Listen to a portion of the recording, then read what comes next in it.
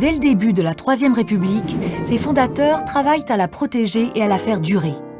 De quelle manière s'y prennent-ils? Les républicains édictent des lois qui ont pour mission de renforcer la démocratie en accordant plus de liberté.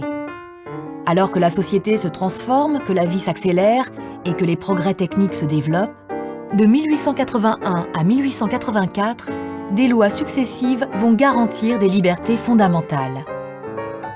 La liberté de la presse garantit le droit d'informer et d'instruire chaque citoyen. Les lois sociales garantissent aux citoyens électeurs un minimum de bien-être et de loisirs.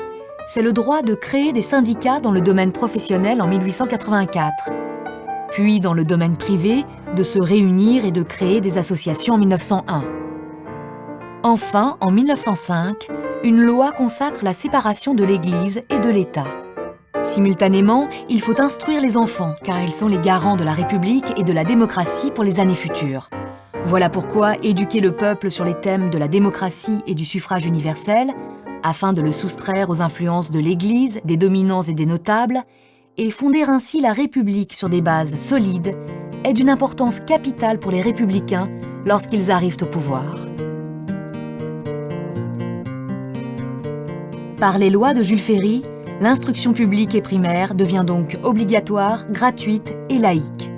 C'est-à-dire que l'école s'adresse à tout le monde, les riches et les pauvres, et que celle-ci doit être dénuée de toute influence religieuse. On y apprend l'histoire, la géographie, le calcul, la lecture et l'écriture, mais aussi l'amour de la patrie et de la République.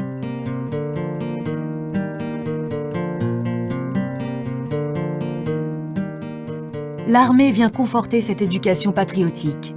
Les manifestations militaires sont nombreuses. Le 14 juillet devient la fête nationale en 1880 et la Marseillaise est adoptée comme hymne national.